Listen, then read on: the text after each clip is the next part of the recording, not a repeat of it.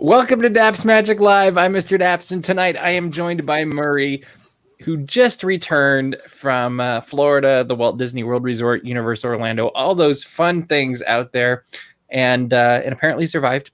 Mm-hmm. So that's good. Welcome back, Murray. And tonight, tonight we are going to go through your trip, all the different elements of it, the safety, the perceived safety. Is that the way I should say it? But how safe it felt. And what your experience was like, and all sorts of things like that.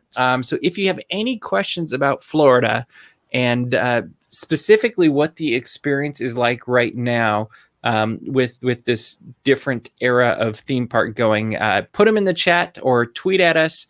You can shoot them over to the DAPS Magic Twitter, and we will try to respond to them as we go throughout the show and his trip. But with that, I am going to let Murray start leading off and tell us a little bit about how your trip started and what did you do first? Sure. I feel like I need to give a little bit of a disclaimer because of, there's so many thoughts and opinions and trying to figure out, what to do even at home nowadays. I had originally was supposed to go in April, and that got canceled, of course, and then managed to move it to August and just decided we'll see if everything reopens in August and try to go then, and kept looking and I kept sort of checking on everything almost day by day. More, it was really hit and miss. Oh yeah, I mean, I even still I wasn't sure if I was going to be able to go a week and a half before, just because of didn't know with numbers or what people were saying, that kind of thing. So very thankful it worked out. I also, just another disclaimer, I don't live with anyone, so the risk of exposing other people or being exposed was very, very low for the trip, and that factored into a lot of things that I just knew. Well, if I get sick, it's mostly going to be me. It's pretty much going to be me, and that's a risk I'm willing to take, I guess, to go to Disney. And it probably sounds crazy to do that, but I wasn't scared too much. I think it's a time. It's okay to venture out. I think right now more than we think. It's a little safer than we think. So, all that to say.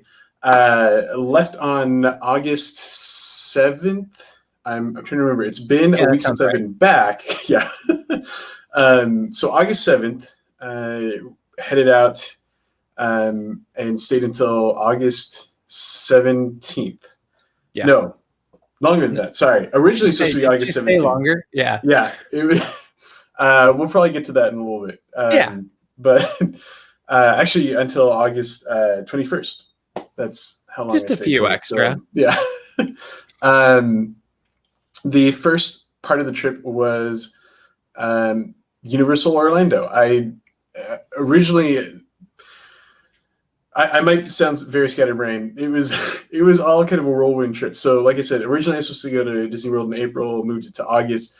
As things got closer and closer, the more I heard about Universal Orlando and the state of crowds there, I'm like, well, I wonder if I could go there and it would be really fun, and looked into it, and there was a hotel rate and a package that was really cheap, and just went for it. I've never stayed at the hotels. I've been to the parks, but had never stayed at the hotels, and just thought this might be a really good opportunity to just do all of that and then go to Disney World. So went to Universal Orlando pretty much straight from the airport, stayed at the Cabana Bay. I think I have also to do some photos, but I think they're out of order for where they are at as far as having Cabana Bay or just anything else. The first park that I went to was actually Volcano Bay, which is these pictures.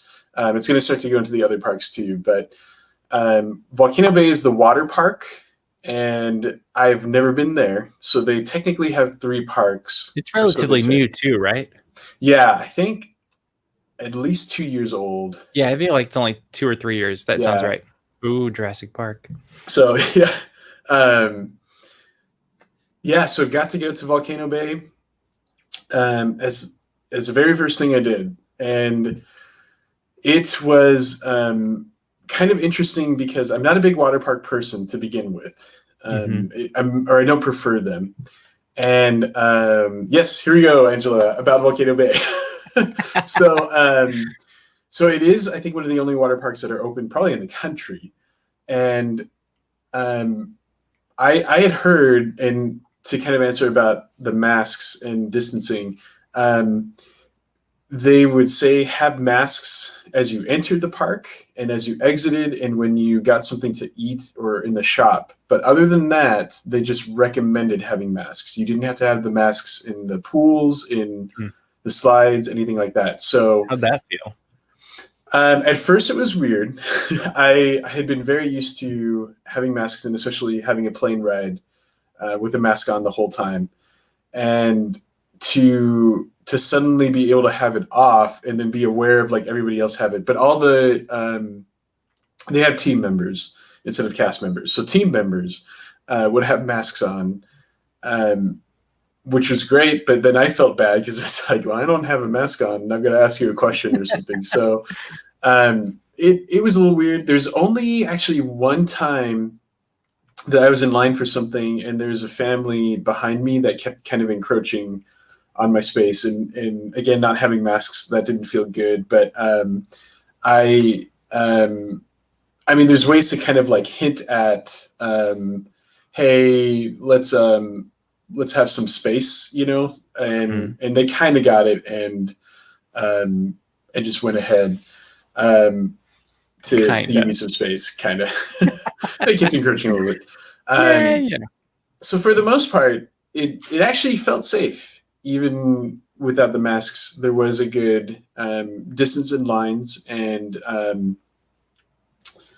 it's outside, so it actually felt pretty good. The water park itself, actually, I'll even see if I can get back to some of the. We'll go really quick to some pictures, but the water park itself is really, really fun. It actually surprised me. Again, I'm not a big water park person, so there are some things that really surprised me. They had 2 lazy rivers, although one you could say is one or not. It was supposed to be like a rapids, but you could go without an inner tube and just sort of like let yourself float along. And but it kind of at a fast pace. So it was really fun. And then a regular lazy river they had. And then they had a water slide coaster. So you had a raft and it actually would like launch you up hills and then you go back down and then kind of up and down. So it was just kind of silly fun for that. Wow. And an interactive cave where there was like a tiki goddess that would talk to you and actually interact with you according to what you said. So that's cool. So it's a pretty unique water park. A lot like Typhoon Lagoon in some decor, but more tiki oriented. Now, how many days did you go to the water park?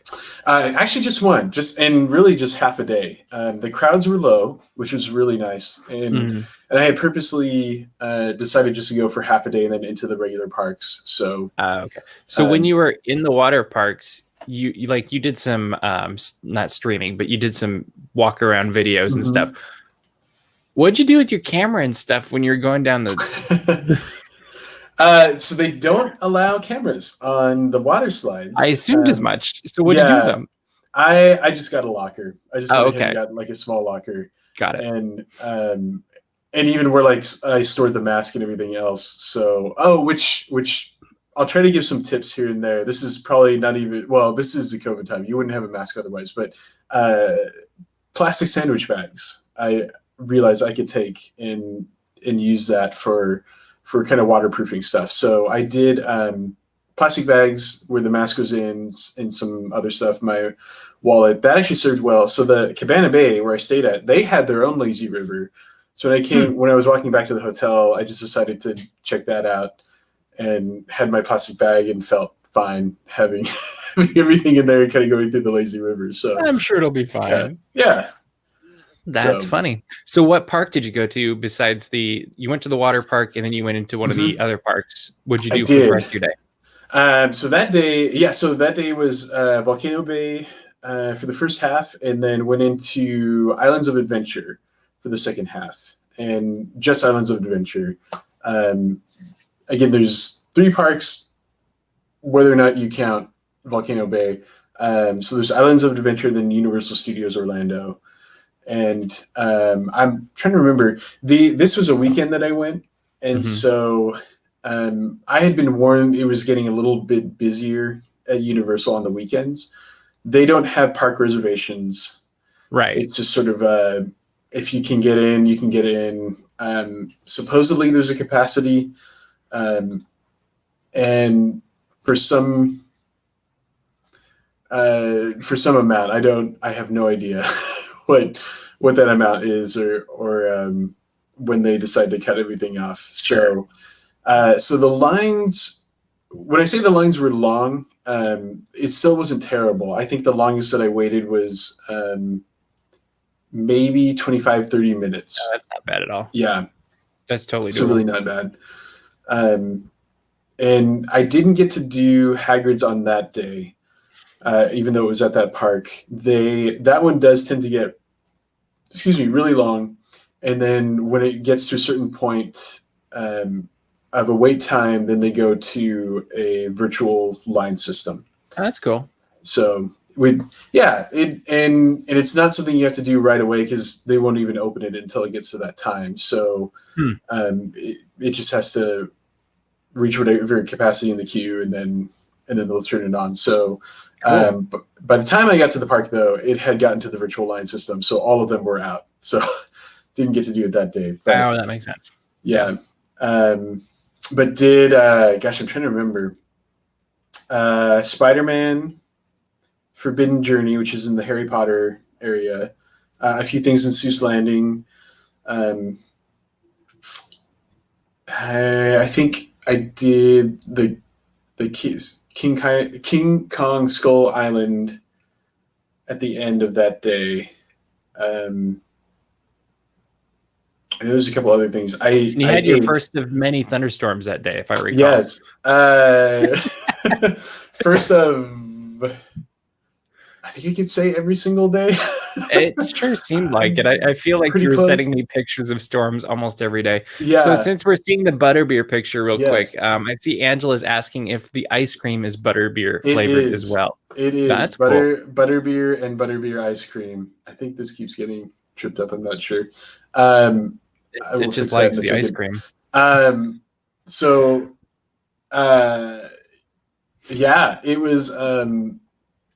It was a lot of food. That's something I ate at the Wizarding World. I'm trying to think.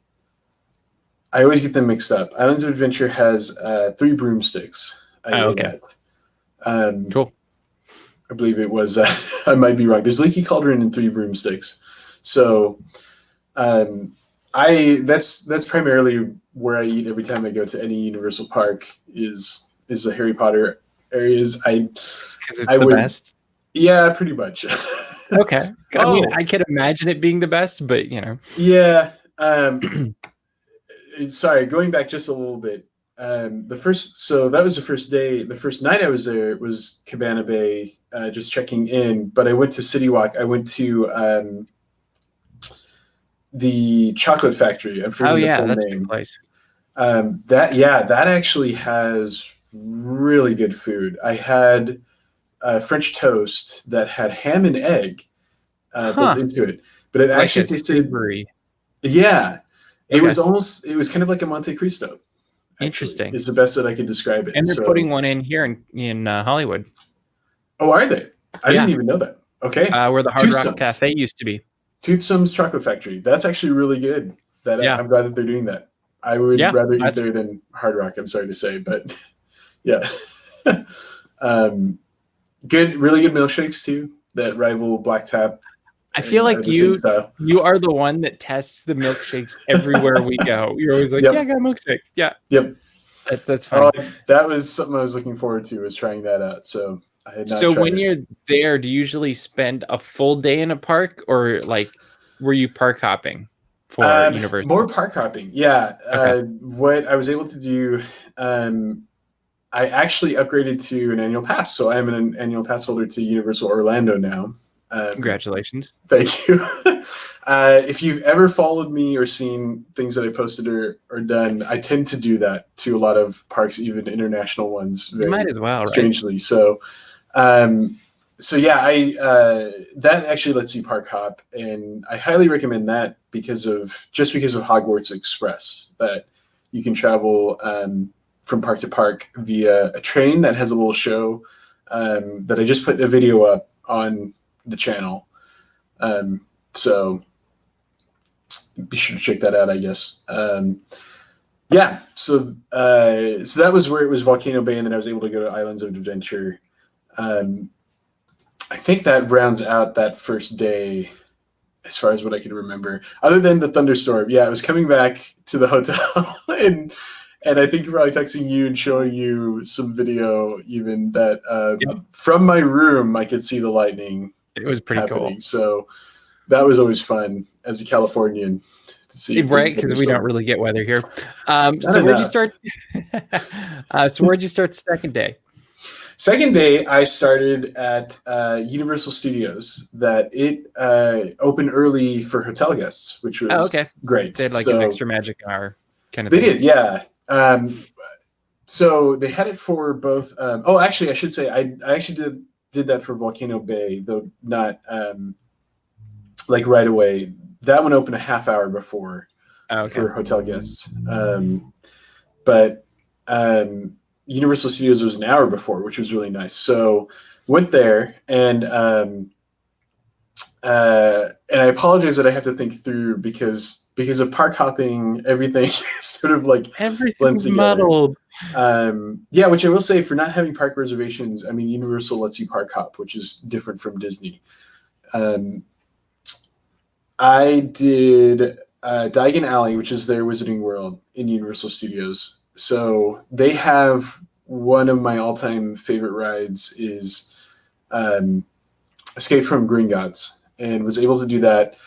The wonderful thing about the early hour and just low crowds is there's really no line, so was able to walk right on. And after that, I just love walking around, so I ended up walking around. You can cast some spells that I have the wand for, and just kind of did that until it was time to hop over to Islands of Adventure. And it was recommended to jump over there first thing in the morning to go on Hagrid's. And so was able to do that. Like I said, they will tend to have a long line at some point. And so it was a walk-on actually to go right. As you'll kind of see, I'm walking through and taking a video of the queue, but was able just to go straight through. They were saying they posted the time right away, and saying it was going to be like 15 or 20 minutes, but I think that was just what it was. Just to tell people to walk something. through. Yeah. Oh. So this is a lot of the queue for Hagrid's, and it was an amazing ride. This has only been open. The queue looks really cool. Yeah, they do an amazing job with the if you could call it a set or whatever to call decorating the queues and rides and stuff. It's elaborate, just the queue alone. So amazing queue, amazing ride. It really surprised me. I had seen a video of it, but I don't think it ever did justice for what this ride is. Yeah, it's never the same. So the funny story though is that got to go on the ride, got almost to the unload, and to where like there's a car in front at the unload and the exit. They hadn't unloaded yet, and the message came on of please stay seated. Hagrid's has experienced a temporary stop or whatever to call it, and we'll have you out. But all the team members we could see and be somewhat in earshot. So they're yelling the same thing to us and saying, "Oh, we're so sorry. We're so sorry." So that happened. We were stuck kind of maybe like 5 to 10 minutes, something like that. Not too bad, really. And then finally got unloaded and was walking out, and they had people waiting. They said, "We're so sorry.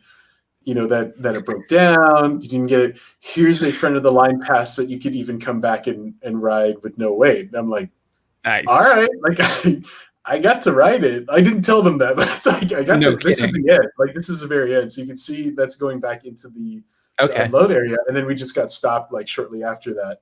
Wow. And, so we got a front of the line pass again. And so I get to ride it again later on in the day, which is pretty awesome. So, so did you see Angela was asking which character's wand do you have? I have, so character-wise, I have Harry Potter's, and then I have my own wand that chose me, which is a reed wand. So I primarily use that one. Harry's I borrowed for some other people that I are friends and I keep in contact with them. I knew where all they've been for the most part in Orlando, so I felt safe hanging out with them going on. So I let them use the Harry Potter wand at times. So cool. So I have to. So what other highlights did you have of that day at I guess you went to both parks. I think going on did you mention what the core was of your wand? I see Mike asking. I don't remember. I don't know if it really has one to read. I'm not sure. I'd have to look it up again. Yeah. Sorry. It's okay. Ride-wise, I think I went on, I don't know if I could say I went on almost everything. There's definitely some that I thought about, but it was something that's like, well, if I can get to it, that's great. If I can't get to it, sure, whatever. And that was things like, or a quick story just to explain some of that. There's 2 water rides that I actually brought ponchos for because they get you completely soaking wet at Islands of Adventure. So that day I was going to go on Dudley Do Rights and Popeye's Bluto's Bill Drab barges, something like that. And that was towards the end of the day while a thunderstorm was coming in and they shut down outside rides. I found out. So I didn't get to go on those. Oops. And also got stuck out in the rain, but made it back a little wet. You had a poncho, I got wet anyway. Right? Well, that didn't completely. It was a pretty bad storm, so I got wet anyway. We'll just say. But it was fun. I didn't mind the storm. Like I said, I was going to go on a ride that was going to get me soaking wet anyway, so that's fine. Now, did you have another day at Universal, or after that did you? That was that was the second full day. The third day, I went in for maybe a couple hours before checking out of the hotel. Oh, that's right. Yeah, so that one I primarily just went early entry to Diagon Alley again and walked around, and I think that's actually really all I did that day. I don't think I think it was mostly the Harry Potter stuff on that morning. So checked out. Then you switched hotels, huh? And resorts, really. So that day went from there to Pop Century and Magic Kingdom, and more not so much straight to Pop Century, but straight to Magic Kingdom from Cabana Bay. So, what happened to all your luggage? Actually, my friend was gracious enough to give me a ride. There you go. So I was able to keep everything in the car. So got it. If it weren't for that, you'd have been stuck. Not so fun. This was actually the band was the first thing that I saw. That's perfect. To Magic Kingdom. I teared up. There's a couple of tears coming down my face that to see the marching band come in just as I might tear up even still. That was, There we go. had to see something in clips, but to have that be the first thing that I see coming into Disney Park again broke me in a good way. But they're not planned. There's no schedule to when things happen, so it was just walking in straight on Main Street. Wow. These are examples of the other things that aren't too planned are the character greetings, character greeting exit that happen throughout the day, and you just kind of have them pop up, and you can kind of stand in a corner and watch them, and they go on by, or walk up and get a selfie with Jack Sparrow, for example. So of course, those were the crowd levels for most of the crazy. trip. And the new shiny castle. What'd you think of it? I really liked it. Okay. I have not been a fan of how Cinderella Castle is in Disney World and Tokyo Disneyland. Yeah, where they look exactly the same. Basically the same. Yeah. Yeah. And so I'm glad that there's a different paint job for Disney World, that it makes it, I think it's a more of like a magical one. I think it actually connects to Disneyland's castle as well with similar style of paint. So it was very sparkly as well.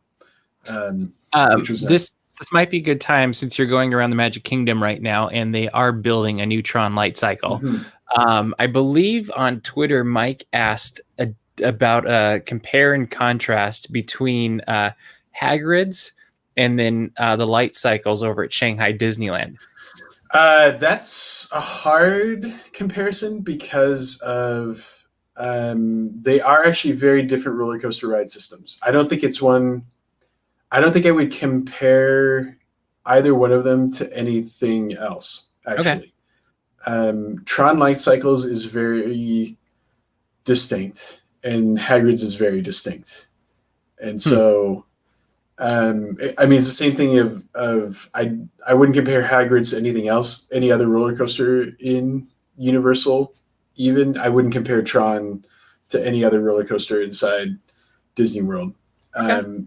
I think the Tron one, especially that it's a different style of seating, and then there's a lot of indoor elements that make it like a fast dark ride as well. Mm-hmm. It's but not even, Seven Dwarfs is very different from that too. I don't know if I would compare Seven Dwarfs to a lot of other things also. So that makes sense. Yeah. Yeah. But Hagrid surprised me. It's very fast, very more intense than I thought it was going to be, but in a fun way. So it was different. Yeah. But that picture of the entrance to Tomorrowland with literally nobody in it is insane. I mean, these two where you're just looking at this and there's nobody there. I think my reaction in my head, and I probably said out loud as I was walking in to Magic Kingdom, but every other park too, was just, this is nuts. This is crazy. Totally. There were those moments where I just look around and I'm like, this is different. I know what's always said as a phrase is this is an unprecedented time. I think for Disney World, that's a good thing. Like, this has been for Disney World guests, I should say, this has been a good unprecedented time. There's never been anything like this. Space Mountain stayed consistently at about like a 15-minute line. So as you can see from that picture, I got in, I think about 1 p.m., maybe something like that, to Magic Kingdom. What's funny is I think most of the parks, when I would first walk in, I would get something to eat as the first thing. I wouldn't hop on a ride. My past kid self would hate me for that, but Hey, I I'd would be get something to coffee, eat. so I can't blame you. Yeah. So the first thing I did was Sunny Eclipse for Magic Kingdom. Nice. Which maybe before I go more into what I was going to say, the food ordering is quite different, even for mobile ordering right now. Every quick serve is mobile order, or I shouldn't say it that way. Every quick serve restaurant is mobile order. They do have some walk up stands, not a lot, but every quick serve restaurant you have to order on the phone for the most part, and they'll have cast members that are checking and asking, hey, did you order? Okay, you can come, wait until your order's ready and then you can come in. The exceptions are if you have food allergies and if you're paying by cash, then you can go in and order. But otherwise, they want you to order according to the app. I think you could still ask if you still want to pay by card and you don't want to use but they're a really phone trying app. to avoid that at all possible. Okay. So it ends up being just kind of waiting around for the orders to come up. Did you feel like it was faster or slower or anything like that? I hate to say it felt slower, actually. But it could be because they're also doing more safety protocols backstage as well. So, yeah, I did different things to try to get it faster, and there's no rivalry. I don't have any tip. Yeah. Okay. It just sort of depended, I think, in some ways. So, I found that out kind of early on, which was good. So, yeah, did Sunny Eclipse, found that out. Really, I'm trying to think of the stuff that I did. I think Space Mountain was the ride that I went on right after that. Like I said, I mean, this is middle of the day. There's really no line. I think I waited 5 minutes at the most. That either happens at the very beginning of the day or at the very end of the day. Right. Very rarely. Yeah. But yeah, not in the middle of the day for sure. So yeah, that was that just showed how crazy it was. I rarely ever do Tomorrowland Speedway. I did that next, I think, just because that had like a 10-minute line for the I don't think I've ever done it there. So I've done it maybe once before, something like that, maybe twice in my lifetime. I was kind of it's basically Autopia. Like, sure, it's fine, so, whatever. Yeah. So it was I think it was just amazing to do that. I'm trying to, a lot of them I just repeated throughout the trip. So I think I got on just a lot of different ones. I know I did Seven Dwarves that day, no problem.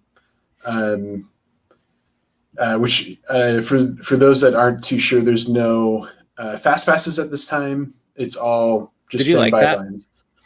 For the amount of crowds, yes. If like there were the same amount of crowds any other given time, I would be totally fine with no fast passes. When there are maybe crowds again, then it's going to be a problem. Yeah. So, it's an amazing thing to have right now. For no fast passes and standby lines are very minimal. I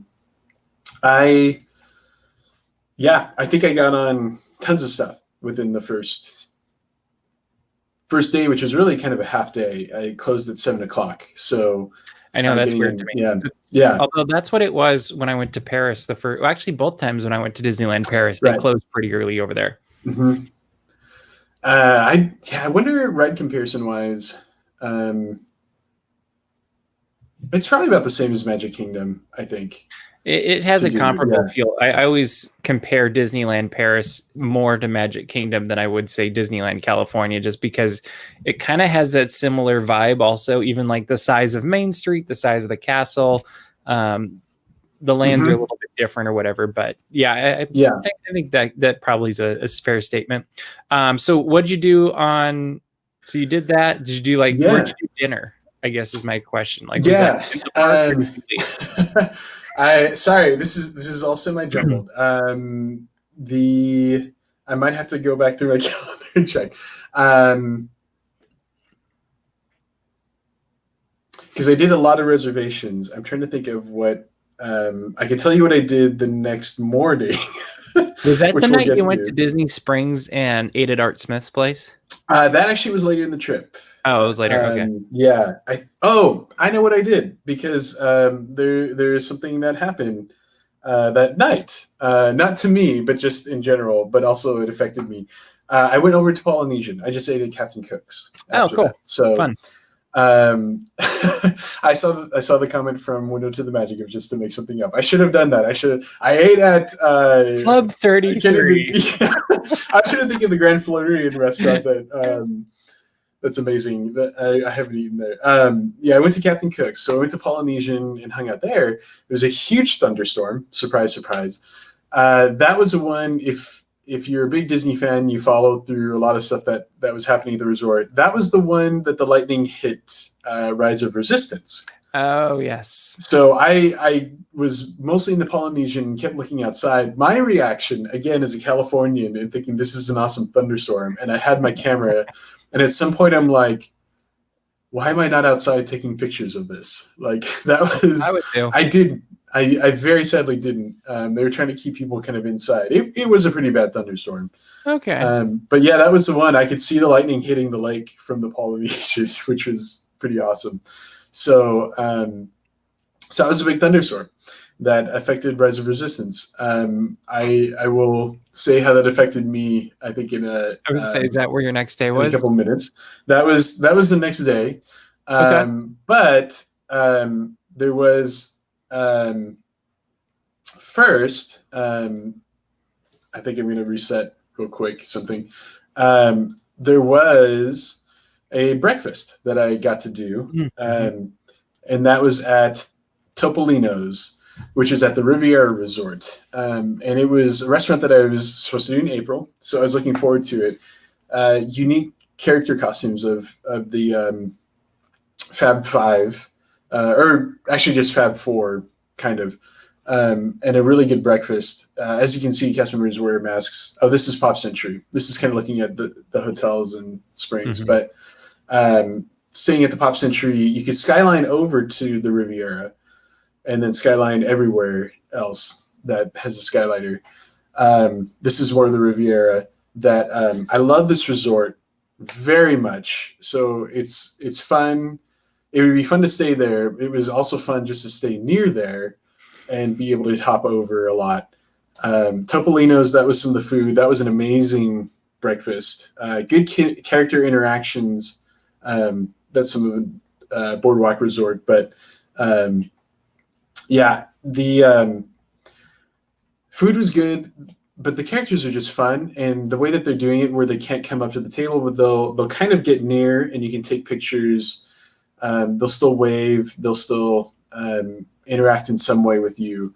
That was amazing. Actually, to answer that question, of my favorite part of Topolino's, I think was the character interactions. Just to see them. I'm an artist myself, and so all of them are supposed to be artists of some kind, and so it was really fun to see in the costumes, and the announcement would kind of reflect that, and they do something to act out that role that they would have. Was really fun. I got a quiche as my breakfast item. That was really good. The food is excellent at Topolino's. I would highly recommend going there. Cool. So good restaurant. The other highlight of it is it's on the top story, and so you can. I actually got a window seat. I don't think I put the photo in, but you can look out and see across the lake that they have and the rest of the hotel. So it's a good spot. So highly recommend Topolino's. But yeah, from there, went to Hollywood Studios. They're doing 2 sets of boarding passes for Rise of Resistance. One is when the park opens, which is 10 a.m. The other is at 2 p.m. I knew I was not making the 10 a.m. one because my reservation at Topolino's was 8:40 a.m. And was fine with that. Later on in the day, was that there were none. well, got a boarding pass for 2 p.m. Oh, really? At 2 p.m. I got one. However, they said it was a backup boarding pass because they had not opened all day. And then come to find out the next day, yep, they stayed closed the whole day because there's a power out or something. That's what we were assuming. Yeah. Muppet Vision actually was closed as well for most of the day. For the same reason? That's my suspicion, is that it's probably the closest to Galaxy's Edge as far as an attraction in studios. And so it opened up, I think, about the last hour, maybe hour and a half of the park being open. So what did you do there then? I did do that later on in the day, Muppet Vision. Okay, good. But I'm trying to think if there's anything that I did not do. Is actually the funny, like, better question that. Did you even do the? I'm forgetting the name of it in Toy Story Land, whatever it's called. The spinny one. Yeah, actually, that one I did. I'm trying to think if it was that day. It was that day. I did 2 times in a row. Nice. That was the very last thing that I did that day. So I think Animal did short circuit on Muppet Vision. Or he short circuited somebody, probably chewed through a wire. But yeah, the early alien swirling saucers hopped on within like 5 minutes of the park closing, and so rode it. I mean, entire walk on. There's maybe like 10 other people on the whole ride. Wow. And then when it ended, they just announced, "Hey, if you'd like to ride the last swirling saucers of the day, stay on." Huh. So I just went, "Yeah, sure." Nobody's in line or something. Yeah, and cool. I think a few people did just for it, but so I rode it twice in a row. So that's what the park was like. So did you also, was this the day that you got to see the band play where normally Beauty and the Beast is? Yes. Actually, I have that all queued up, maybe without sound though. But it was a segue. You didn't even know. That was actually the first thing that I did in the park. I went over to check on the times that it was playing at. They don't have anything that really like lays out what the times are for anything that is a show. And so walked over and because when you said you were doing it, I went online to look for the times, just kind of curiosity. Like nothing there, and I'm like, yeah. Oh, okay. They have it listed on the stage, but and that's the whole thing. Is like I looked at it and went like, oh, it just started. So like I just ran in. And I so this was the first song. You don't get to pick where you're sitting. They put you in places. That would look like.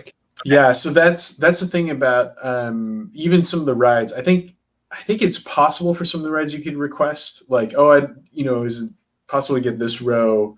Sure. But usually they don't want you to, and then especially for anything that's like a show, which I think there's only this and the bird show at Animal Kingdom. Yeah, they have designated spots. The reason why it looks so sparse like that, they actually have separations on the benches. That's good. There's enough room for like a party of 4. And they were actually saying this in like the movie attractions. If you have a party of 4, just 4 of you sit in one of the 4 seats, and then the rest of the party has to sit in whichever next section of 4 seats there are.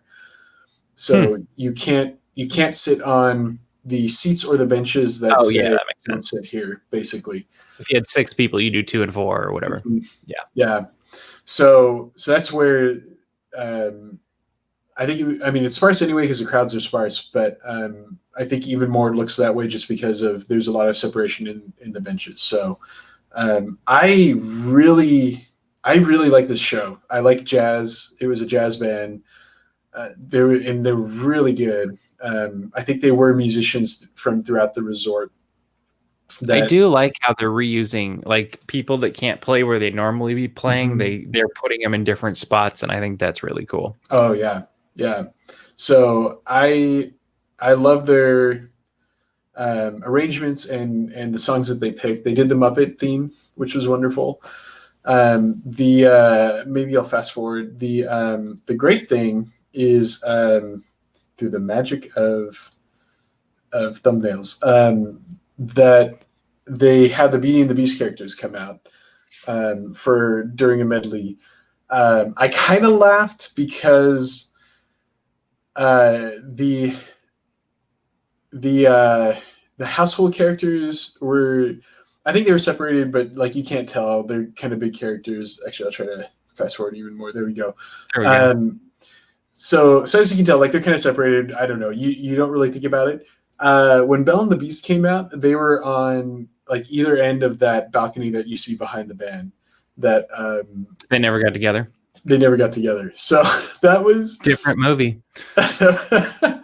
The alternate version of Beauty and the Beast, I guess. Right. So that was kind of funny, but for safety, and I'm glad. I kind of wondered where I'm like, are they gonna dance? Are they gonna hug? Like what's gonna happen?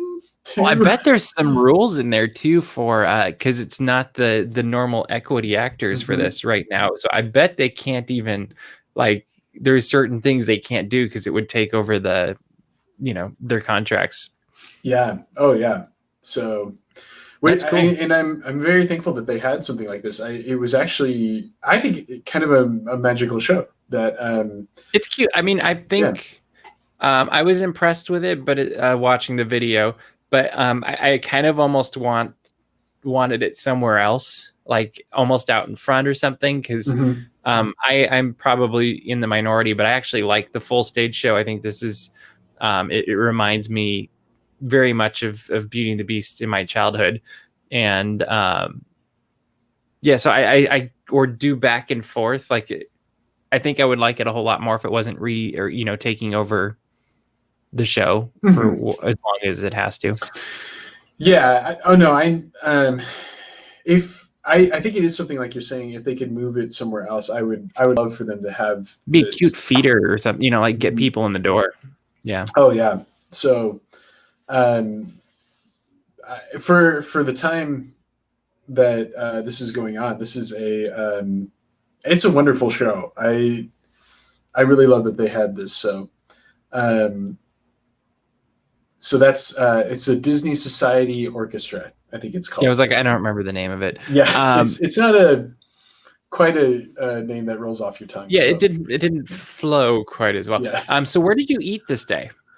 This day, where all did I eat? Did you go to Oga's? Was that?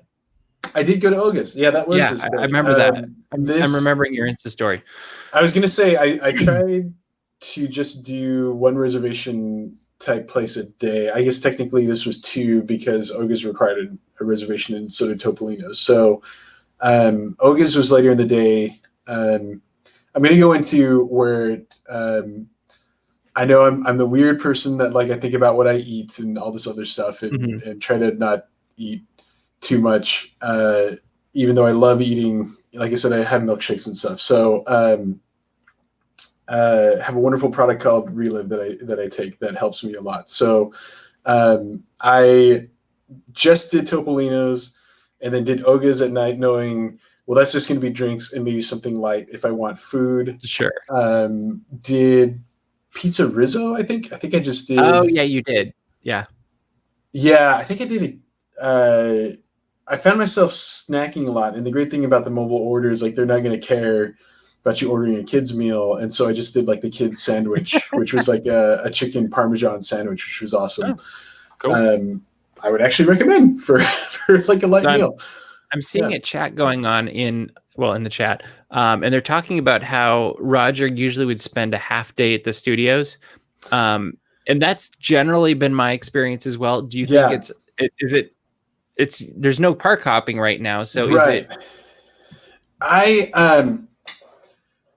How to not sound crazy, I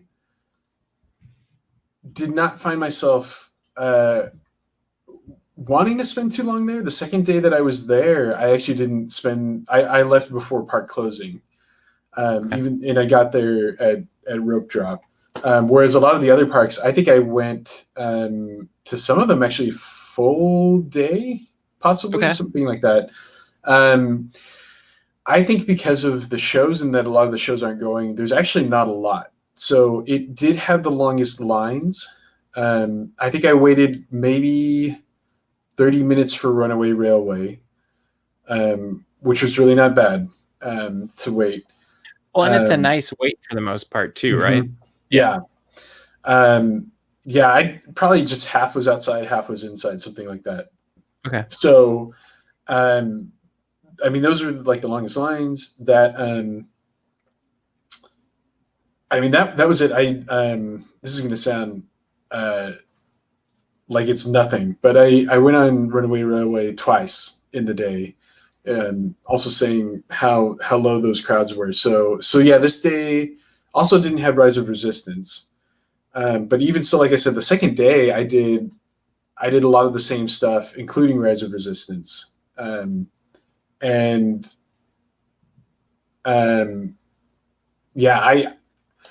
I think it's still kind of a half day park right now, just because the shows are gone. When the shows come back, I think it can be a full day. Yeah. You can't do like Savvy's Workshops. Like if you made a reservation for that, that would take up some time. Trying to think if there's anything else. The things that were closed, it's probably easier to say. It was Indiana Jones, The Voyage of the Little Mermaid, The Beauty and the Beast show, Fantasmic. Yeah. So a lot of those, I think, just take up a lot of time for good reason. I mean, they're great shows that you get to sit half an hour, you watch for half an hour, then you get an hour. Yeah. So those were closed and left big holes in everything. So it'll be interesting to see now that they've signed the deal with the Equity Association, how long it takes to get them back into the parks. Mm-hmm. I'm assuming there's some rehearsal process or something, but because I'm wondering if they have to like mark off things a little differently, just to have a little more spacing or something else to have happen. So was Indy being used as a mobile order area? Indy was not. The Backlot Express was one of the locations that had mobile order, but Indy was pretty much closed as far as I could tell. So you could kind of walk up, but that was it. Yeah, so that only even had just Pizza Rizzo, Backlot Express, and then the Galaxy's Edge locations for food. Oh, and one of the stands at the farmers market area was open for food. So I think that too, it doesn't. The commissary wasn't open?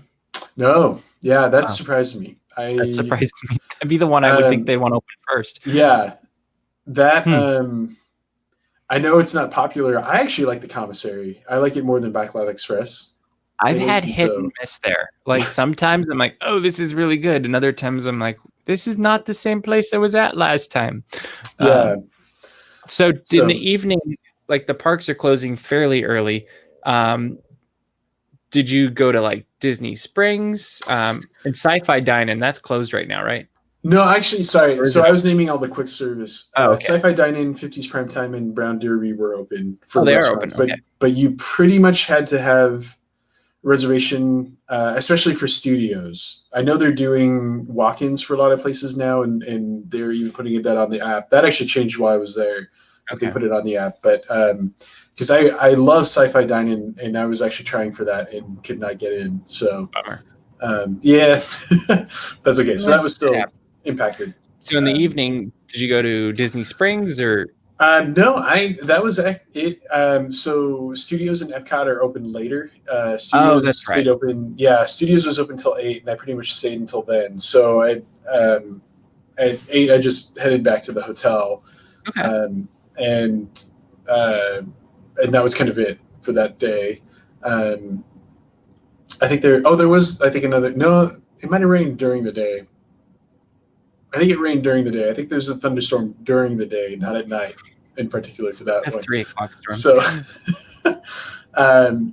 so just went to Studios, headed back. So that was the day. So what did you do the next day? The next day was Animal Kingdom. So, so did that feel? I was curious. This is where I think the mask question comes in. Of all of the parks in Florida, that is the one where wearing a mask sounds hot to me. And generally because it feels warmer there to me, but how was the mask experience? Right. I overall throughout the trip, the masks weren't bad. I brought a lot that I planned on and brought in an extra mask with me to every park. I think only once did I switch a mask in the middle of the day. So it was something that I was able to get used to. And I think towards the end of the day, I had feelings of like, I really want to get out of this mask. But throughout the day, yeah, it wasn't too bad. I think also because you could kind of take a break eating. They had the relaxation stations, that kind of thing. Like there were times where you could take off the mask. Yeah. So really curious with Animal Kingdom too. Oh, that looks nice. I forgot they moved the security out further. So with Animal Kingdom, I could see with some of the shows closed there too, that it wouldn't be as much of like a full day park. That one was a funny one. It was, it really was more of a half day park. I think it's just one that I could, because there were so low crowds and there's rides that I enjoy quite a bit throughout the resort. I was able to spend more time. That first day, it opened at 8 a.m. I actually managed to wake up in time to go to rope drop. Wow. Although again, when I first got there, I just had breakfast. That was it. So that was part of how I figured that out. But there was no one. I think I might have messaged you. I know I messaged other people that if you've ever been to DCA 1.0, like the early days, the California Adventure was open, it looked like this picture. And so that's what Animal Kingdom felt like. I would just be walking through like the Asia area and there would just be cast members. And I'm just like, am I not supposed to go through here? That's a weird feeling, isn't it? Yeah. And that was also, I think everybody went to Pandora and I didn't go to Pandora first thing in the morning. I went to all the other areas. And so within, I think the first couple of hours, I just hit every big attraction pretty much, or could have. I think within the first 3 hours, I easily could have. I ended up going back to the hotel and taking like a nap and then coming back later. And skipped out on the Navi River journey. This is going to sound crazy because it was like a 15 or 20 minute line. I'm like, no, that's okay. I'm just going to go back to the hotel. Might as well. Yeah. That's way too long. 15 minutes for a normally 1 hour line. So is Animal Kingdom, do they have the new security stands that you walk through? Yes. They do. I don't know if I want to comment on them. Did you not like them, or? I did not like them. I had bad experiences with them. Nothing like illegal bad experiences or anything bad like that. Just like you had a camera bag or something, or? I constantly took cameras in and other stuff. They always want you to, if you have an umbrella and then a metal water bottle, you take it out of the backpack and you hold it out in front of you. And so what it does is supposedly it takes a picture of if it scans something. Or like takes a picture at that moment, and then they can kind of look and they go, oh, it's just the umbrella and the water bottle, no problem. I would take out the camera, I would take out like anything, and there was still stuff that set it off. And then I'd always ask that always happens to you. But the funny thing is, I kept asking them like, what is setting it off so I know to take it out? And they're like, and sometimes I had like Altoids because after eating, I don't want to put the mask back on without a mint. And so there's sometimes little tip. And so sometimes they were like, oh, it's the Altoid tin. I'm like, okay. So then I would take that out and do it. It would still set it off. And I'm like, okay, what is it? And then they go like, oh, it's your battery pack. Okay. So it would take that out. It would still set it off. And they're like, we don't know what it is. And I'm like, well, could you guys tell me? Like, I'm trying to help you guys, because I think the whole thing is it bothered me about like, well, they still are rummaging through my bag. Right. So then it It's not defeats really the a time that I purpose. want- Yeah, and for them too. Oh, So totally. so I'm trying to help them. They're trying to help me, but I kept telling them like, "You're gonna have to rummage through my bag." They're like, "No, we'll see." I said, "No, you're going to." Like, and they still would go through it, and like I kind of almost argued with some of them, like, You "No, almost feel these are the bad things that for are them. setting it off. Can you tell me?" Like, Right. yeah. So sorry. That's my one rant. That's my one thing. I feel like, yeah, that's funny. So you got to do everything multiple times basically at Animal Kingdom. Pretty much. Yeah. What'd you think about like the characters on the rafts and stuff like that? Yeah. I throughout all the parks, I really enjoyed them. The rafts do go kind of fast, so I was wondering about that. I saw a video and I was like, that's weird. yeah, that's out of all the parks, they're the ones that go the fastest, and I'm not Okay. sure why. But it's the one thing I will say is the Rivers of Light Theaters is open somewhat during the day. You could go and kind of sit around there. They do kind of come in, or at least I saw the Chip and Dale raft come through there. So that's actually a good place to catch them. Okay. Is to go there. But again, it's all random, unfortunately, and so it's hard to know when they're doing it. And I will say, if it's going to rain, when it rains in the day, they they will kind of hurry through all the cavalcades. Oh, I'm sure. Basically at once. So if it's going to rain in the afternoon as opposed to a different time in the day, they'll just have them all go through. So that goes for the boats. That goes for everything else. I just found that was easy to catch everything. If you just kind of stood there, you're like, all right, that one passes.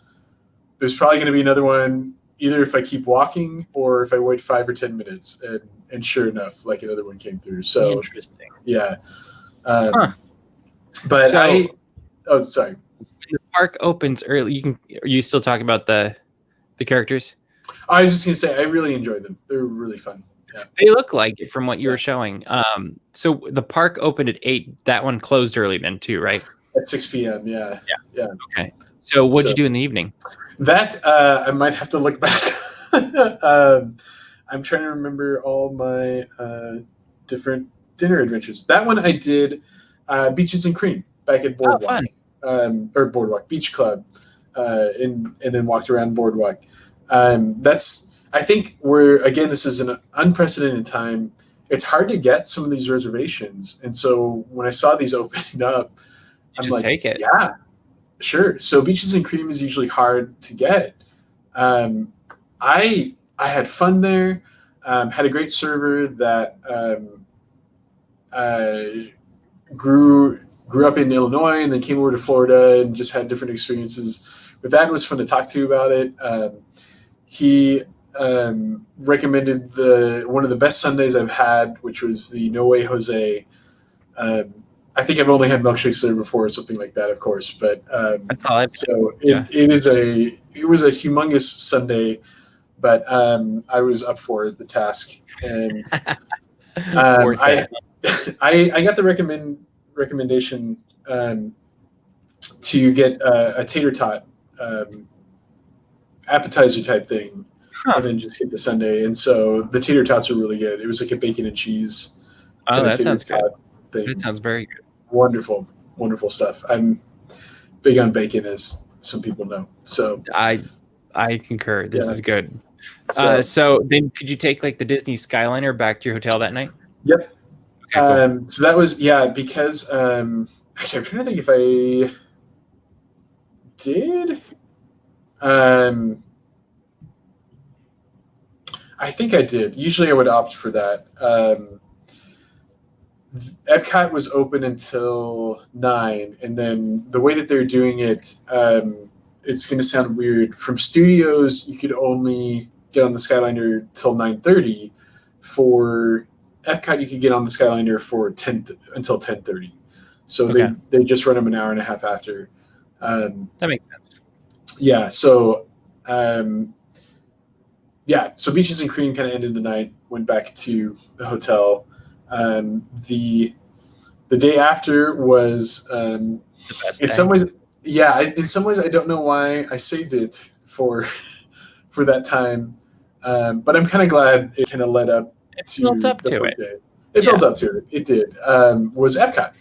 So Epcot's my favorite Disney World park, and got to do the Taste of Epcot food and wine that I call the Flower and Garden and Food and Wine because they had elements of both. And got to see the pylons, the new pylons. So got to eat tons of stuff. Got Nice. to go on a lot of rides that I missed. I'm a sucker for weirdly the slow moving ones, like Living with the Land, and got to eat at Regal Eagle for the first time. That was something I How was do you looking feel about forward that to. one? That has really good food That's good to hear. I'm for glad a to hear quick that. serve. I like barbecue and steakhouses and things like that, and so they had a good brisket sandwich, and then they had Cool. good sides that you could basically choose what you would want, and so it's a very excellent. I think it's one of the best quick serves on the property actually, and that's wonderful for Epcot as well because I think the American Pavilion has not had the best quick serve. So now it I ate does. there once on my first trip, and I was like, okay, I'm good. Yeah, And I've asked for water there or something, but I don't really go to eat there. yeah, that's been me too. So I think the last time I ate there was with my family in like the year 2000. So um, there you go. So Regal Eagle, highly recommend now. That's Um, cool. and I was going through. That was where I think I saw every one of the. I put this in there. I mean, that's also the crowds of Epcot. That's There's just cool. no one behind me, and so I was like, I don't think I'm going to get any pictures on this trip. But then eventually, I'm like, no, this is like I keep saying, like this is nuts. Right. There will always be people in the People. background. Yeah. If I take a picture at any other time, and so went for it. But I mean, these were like middle of the day photos. This was Epcot, Wow. and the food and wine, even though it was a light version of it, had some very good items. I liked eating throughout there. Um, What was your I, favorite? that's actually really hard. I think my favorite area was the World Showplace Oh, okay. stuff. So they had the mac Okay. and cheese booth, an apple booth, and a dessert booth. That dessert booth had cake pops. Mac and cheese had a bunch of mac and cheese. The apple had a really good drink and a like apple freeze that was sort of like an apple pie freeze. That was really good. So non-alcoholic as well. The Apple one is the stand that was in the Canada Pavilion last year, right? I'm not sure. I think I'm it was a pretty sure it is. little okay. It might have. I think it might have been a little adjusted, but I would assume so. yeah. But that's cool. Yeah, a lot of good stuff. And then they had a festival favorites one, and I think I've had some of the stuff, and it's good. It's funny they weren't my favorites at the festivals, but that's okay. Okay. So, yeah, I think my favorite area was a World Showplace to get food. Okay. Yeah, but it's hard to narrow down to what in particular was my favorite. You also, I'm assuming, did you get to see the Beauty and the Beast sing along? I did. Yeah. What did you think of that? I really like that Angela Lansbury narrates it. Okay. What about everything else? So moving on. Okay. Fair enough. I did like also the see show better. I did also see Impression de France, which would only play at like the last couple hours of the night, and I still enjoy that a lot more. I would say It's classy. Yeah. So I think that's all I'll say. Okay, that's fair. Was it weird having the construction happening there and emptiness? Like, did it create an even weirder feeling with the construction? Because I know it felt weird last Right. year. But, I had actually been way earlier in the year when a lot of the construction walls and stuff were put up. Because of that, I already had gotten used to it. okay. So the only weird thing was it took a couple of times, like near Spaceship Earth, at figuring out how to get around from there, because you had to basically either like go around all the way at the entrance to the other side, or you go all the way almost towards World Showcase and go around to the other side of all the pavilions. So that was that's the only thing that that's weird. Yeah, that takes some getting used to.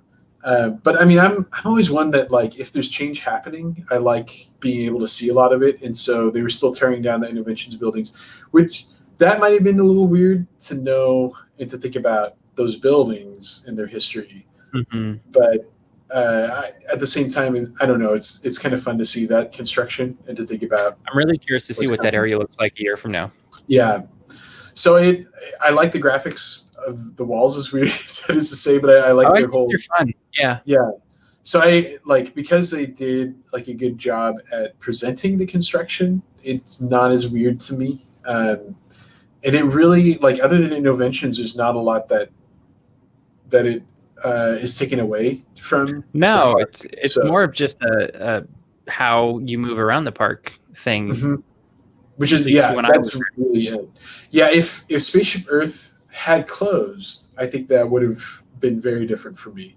Yeah, I could see that being a very weird experience. Yeah, but because it stayed open, it didn't feel weird. And then World Showcase was generally the same. That didn't feel weird. Other than you have characters going by every once in a while. Right, yeah.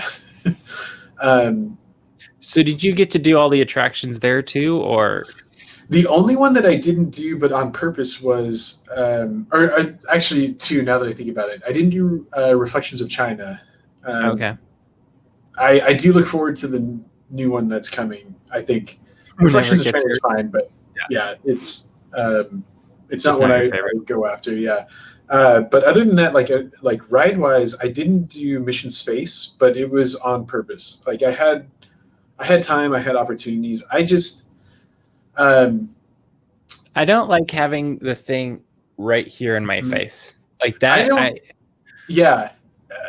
don't mind it right now in this time. That's something that, like, I don't want to have happen.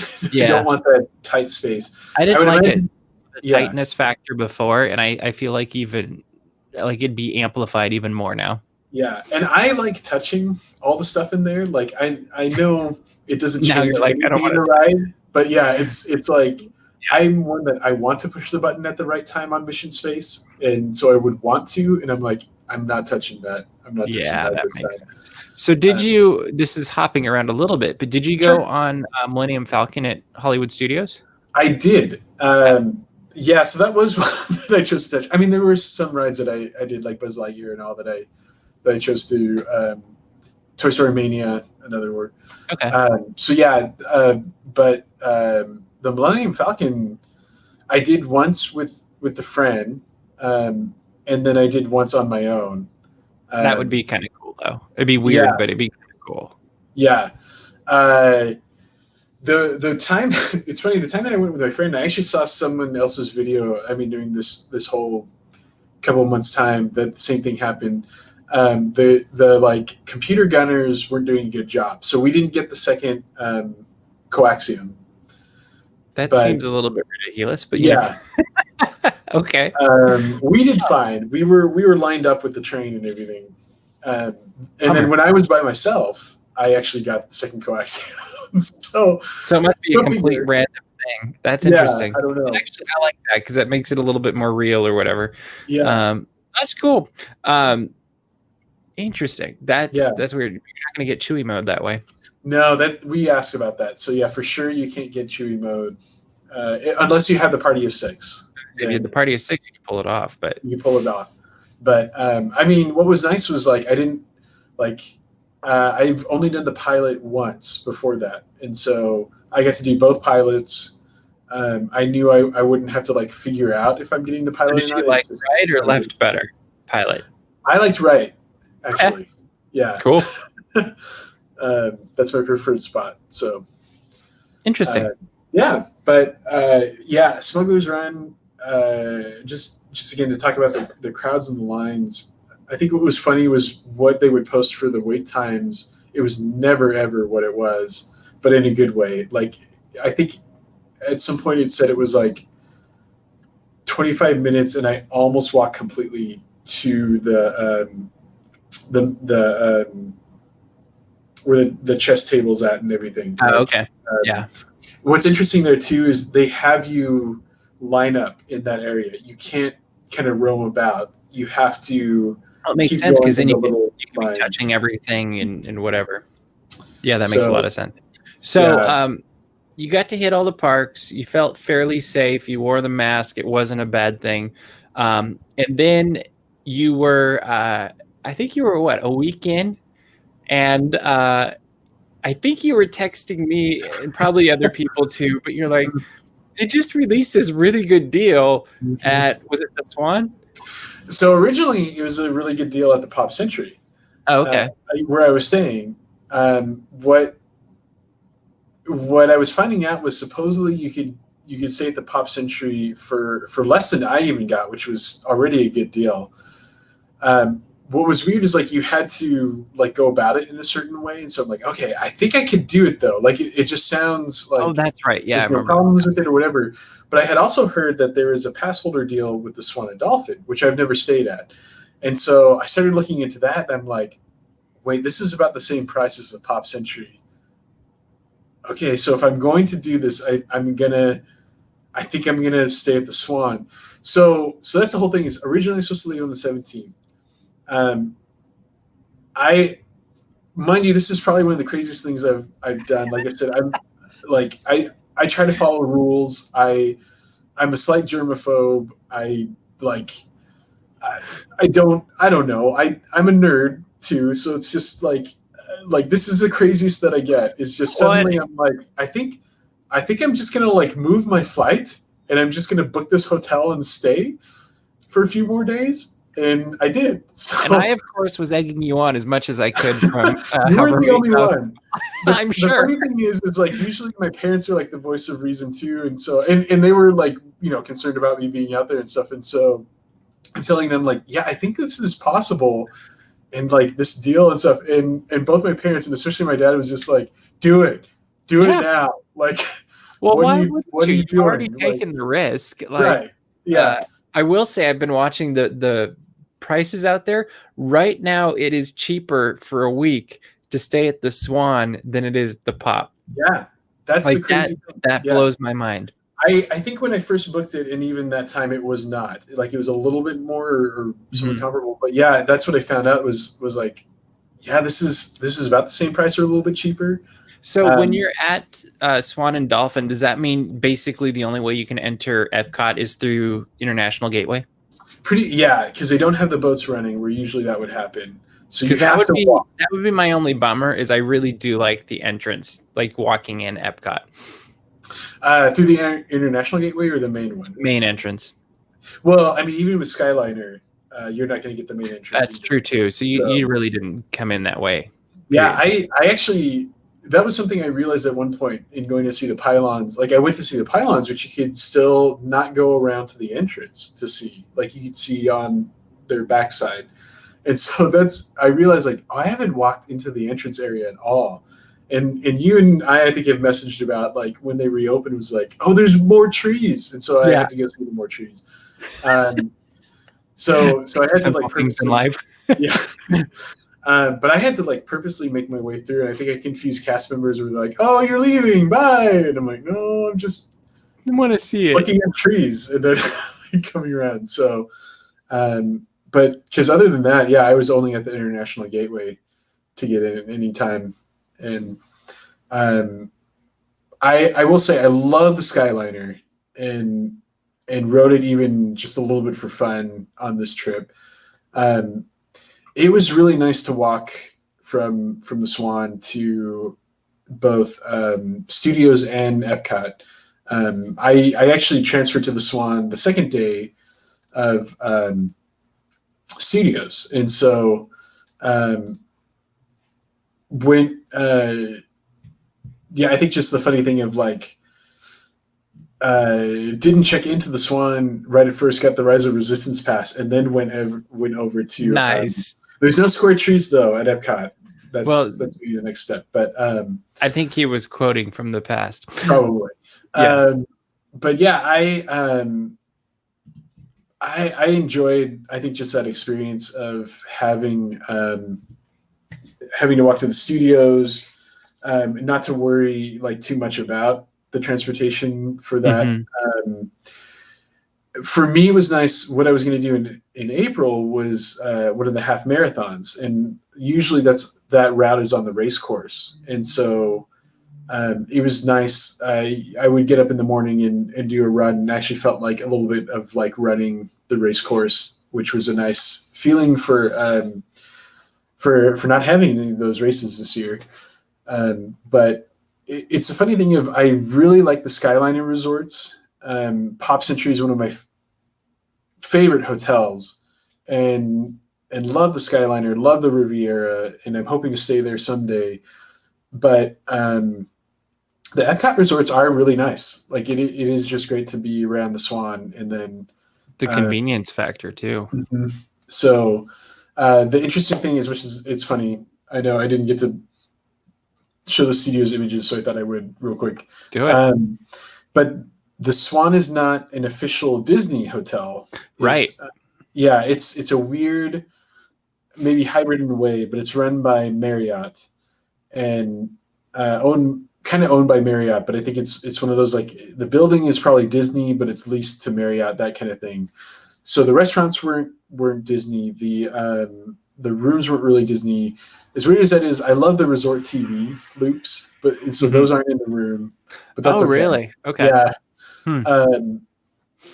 But they still had really good food. I actually the Swan restaurant has a really good Italian restaurant that I got some food at one of the nights, and then the architecture and just the whole that whole area between the hotels is beautiful. I think they're awesome hotels. So I mean, I would say for the rates right now, and I was actually kind of like checking out, like, how long are they keeping these rates? They're still down pretty low because they're considered, I think, deluxe hotels on Disney property. It's I think it doesn't quite fall under the deluxe category that Disney has, but it's considered that because it's within the Epcot stuff, and by Marriott standards, it's a more deluxe hotel. These are like value resort rates for deluxe hotels. It's pretty crazy. Yeah.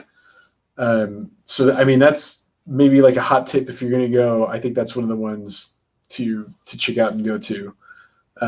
Is the Swan Hotel. Again, as much as I love Pop Century, I will say one of the rough things about the Pop, unfortunately, was because it's the only value hotel open. There's one food court that was because of mobile ordering, and like I said, you have to wait to even get into that area. Kind of a headache. It was a bit hard. There was many times during kind of mealtime settings that if you went on the mobile app, the times that you could pick up food would be like a half hour from when you were looking in the app. So, which isn't too terrible, but it's kind of one of those, like, if you're really hungry and looking for a snack, it's not the best scenario to have. No kidding. So you just want to eat when you want to eat, not wait for. Yeah. And because the shop is sort of the entryway to the food area, sometimes this didn't happen to me, but I know sometimes they were kind of watching, and you maybe couldn't get into the shop, like if that was at capacity. Oh, because it was too full. Yeah. Yeah, but they do. The shop does have like cookies and stuff if you need the quick thing. So that probably also was a bit of the weird weird thing of the whole trip was, I think, things like that where it's like, oh, I'm so used to just like, oh, if I come back to the hotel and I want, I'll be fine. yeah, like Yeah. I just want to grab a cookie or, you know, like a little dessert item, pastry, like I'll just stop in real quick. Or like they did have the refillable mugs, but it's not the same, you know, for that reason where it's like, if you had those, you could just be, oh yeah, I'm going to stop in and get a refill. And that's not exactly how that works either. So Right. I think it was a little weird. It was different. That took a little getting used to, but I mean, not terrible as much as I'm making it sound that way. It really was. It's just different habits now. It's just different. Yeah, it was the it's expectations. It's just having the former expectations, and then now it's not that. So, but. So when you got when you extended your trip, was it easy for you to get new reservations for the parks? It actually was. Okay. In some ways, specifically with Swan and Dolphin, because it's not a Disney hotel, you have to wait 24 hours for it to like register in their system. Oh, really? Okay. So that worried me at first a little bit, kidding. but they did have that disclaimer for connecting to the reservation number. I kept trying throughout that first day just to make absolutely sure. Just want to get in. Otherwise, yeah, I don't know what I was going to do for 3 days. No kidding. So it did work. It was really easy to get more reservations. Those few days I did Epcot twice and Magic Kingdom one more time. So good choice. Yeah. Which one did you end on? Epcot. So Epcot, Magic Kingdom, Epcot. Is that kind of what you did? Nice. Yep. Which I'm not actually a big Magic Kingdom goer. At least I didn't think I am. I think more and more I end up going there often, or like I'll stop in when there's park hopping. I stop in. Yeah, usually for a couple hours or something. Yeah. But I don't think I used to do that, and I think more and more I do it. So I actually found myself, that was the one that I wanted. I thought it was going to be Animal Kingdom that I would pick, but I think because Magic Kingdom has some of the classic attractions, I just wanted to go on those again. The familiarity. Yeah. So, and maybe I'll give a little bit of like what those are like. Haunted Mansion was probably kind of the funniest and weirdest because you don't go through the stretching room, or you go through the stretching room. You don't stop in the stretching room. It's entirely open. They have the physical distancing lines that you keep hopping to, and so you just kind of go through it just like you would a regular queue instead, and go on the ride. So that it so was it's like interesting. 2/3 of the ride then. Yeah, and I think I did find like there were other rides like that. Smuggler's Run was the same. They did have Hondo going, but you wouldn't stop to watch him unless there's nobody behind you. One of the times there's nobody behind me, so I kind of stopped and like watched for a little bit, and then moved on. But you're not supposed to per se. So that was one of the interesting things. Was even on like flights or Flight of Passage. Yeah, Flight of Passage. Yeah, that had a shortened pre-show video. But you did stop for that one? You do stop for that one. Okay. For anyone who's been on this will make a lot of sense. And if you haven't, this probably won't make sense. There's a part where you wave your hands, a la Guardians of the Galaxy, and then air blows on you as you move around. They did not have that part at all. I would think not. Yeah.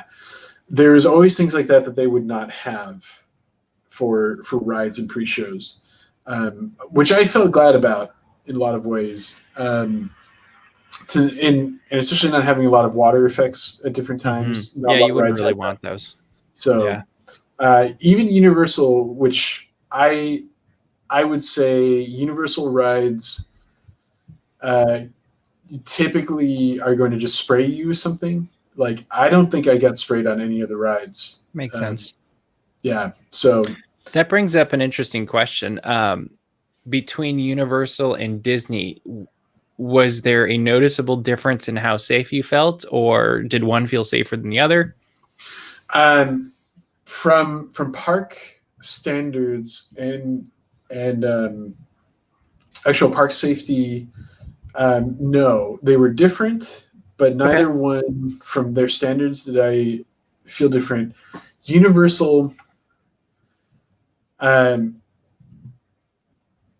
the guests that were in, I think for some reason I didn't feel as safe around the guests. That there was a lot more like the Disney parks. I could count on my hand the number of people. I think even just one hand, the number of people who would kind of encroach on your space, the space. At Universal, I think every line I kept watching for that there would kind of be some people. It wasn't anything that made me feel like super unsafe or like, oh my gosh, why am I here? What am I doing? Mm-hmm. But it's just more the awareness of it. In all the parks, I mean, you can't be really watched that all the time, or there can't be someone that's like guarding. There's not enough employees that are going to guard everyone from having that, and so there's some guest responsibility. Yeah. And so I think it's the Universal guests were less responsible than the Disney guests. But from actual park-wise, it was just different. Disney had a lot of dispensers throughout the park for sanitizer. Mm-hmm. They would have it at the exit of rides, at the load of rides, and even at the entrance of rides. Universal had quite a few dispensers, but they would actually spray dispenser into your hands before going on a ride, which was different. At Disney, though, again, like the guest responsibility, more often I would see people using the sanitizer before going on a ride, because for it being at the load, it was very visible and obvious. And so I think people were just so used to doing it that they went ahead and did it. It just became habit. Yeah. But Universal, they'd actually spray it into your hand. And I think that was one of the most noticeable differences. But otherwise, a lot of the stuff was the same. It just, I think Disney was a little bit easier to tell where the markers were at in the line. Universal, it was a little harder sometimes to figure out. The way I would put all of that is it's like red light, green light. It's just sort of like you're just watching for when the next group is moving on. And then you can move forward. Yeah. But Universal, sometimes like they would be around the corner, so you're like, did they go? Did they not? And now what do I do? Yeah. Which was not the encroaching thing that I would find. That was actually something else. But I know I got close to encroaching on people just because of that. So sure. But again, like differences, they still had them laid out really well, and I felt really safe and good from that. So. And you felt the same in the hotels? Yeah, and even that had a little bit of differences too. But again, like as weird as it is, the things that I would touch and not want to touch. Elevators, I was not sure how I was going to handle. So Cabana Bay and Swan had elevators that I had to use. Pop Century, I was able to mostly use the stairs. Mm-hmm. They had dispensers there. They had signs, but nothing was enforced at all these hotels to say have one party per elevator. Which is hard when you're by yourself, right? Or they still said or if you need to, just be distant. I had maybe twice there would be people that would kind of come in, and it was kind of like, this is uncomfortable. Yeah. But like I said, just twice. I think everyone was really respectful. I had times where I'm like, oh, that's okay. I'll wait for the next one. You go ahead and take this one. And people would, you'd stop at a floor and it would open. They're like, oh, we'll take the next one. That kind of thing. I think this is a time that there's just so few people staying at the hotels. That was not a big deal either. Okay. Or, normally you'd have tons of people trying to get that'd be hard. So, but wow. That's Universal took your temperature going into a hotel. And then you would also get a wristband so you could enter both exit and enter in throughout the day and not worry about it getting your temperature scanned every time. Okay. Disney would take your temperature if you were eating at a restaurant at the hotels, but not entering into the hotel. So again, differences and which one felt safer, I couldn't tell you. I felt safe at either one. So yeah. All right. Well, I guess the big question as we start to run out of time here is, if you could today book another trip to Walt Disney World, let's say you had time, you weren't busy, whatever, would you replicate what you've already done? Like, did it feel like, was the experience good enough, safe enough, magical enough, all of those things? Maybe a better way to ask that is, did I look at some hotels for next month today? Yes, I did. Okay, good. That's where I'm going, but if that says anything, I think if you heed all the precautions yourself, I think that's even on planes. Stay away. I think the airport was probably the sketchiest, and it's just, I stayed away from any crowds as much as I could in the airports. This was a wonderful time. This was a magical time. I know I will not get any other time like this. Yep. As we still have the photo up, I mean, this was like the busiest was this the second day you went to that park? I think it might have been. Okay. It looked like it was more full than some of your other stuff, but yeah. Yeah. But this is the busiest, where usually this street is just full of people. Yeah. But I have, I think it was weird. I'm used to park hopping. That wasn't a big deal. And I don't usually stay as long as I do in the parks, but I just found myself like, I just wanted to ride everything. I wanted to see everything. And I was able to, not having so many crowds, I just found myself taking photos constantly of anything. Oh yeah. So this is, I know this is not going to happen. Well, hopefully not. I'm hoping it doesn't happen in the way of what's happened to the world, but the experience at Disney World is unique. So I'm glad I took the risk. Yeah. Well, that is cool. Thank you so much for sharing it with us, Murray. If you always want to see more of his pictures, because he's been posting them basically every day, I feel like, on Instagram, you can find him at DAPs Murray. And I should have been smart and put it on the lower thirds, but I wasn't that smart. But it's been fun watching your photos and kind of reliving through text messages and stuff while you were there, but getting to see the pictures of what you saw and you experienced. But you got any final words as we wrap up tonight? I think, everyone still stays safe. I don't think we're out of the woods, but I think that we don't have to fear as much. And honestly, taking this trip showed me I don't think we have to fear quite as much as maybe we have been fearing, that there's ways of being safe. So if you're in the position to take this trip and to do it safely, be safe, take this trip, go. Cool. Good words. All right. Well, thank you all for watching tonight. Please subscribe to this channel if you haven't done it already. Murray's got more videos, I'm assuming, that are still going up. I've been watching them trickle up. Very fun to watch. And we will see you soon. And stay safe, wear those masks, all that fun stuff. But have a great night, everybody.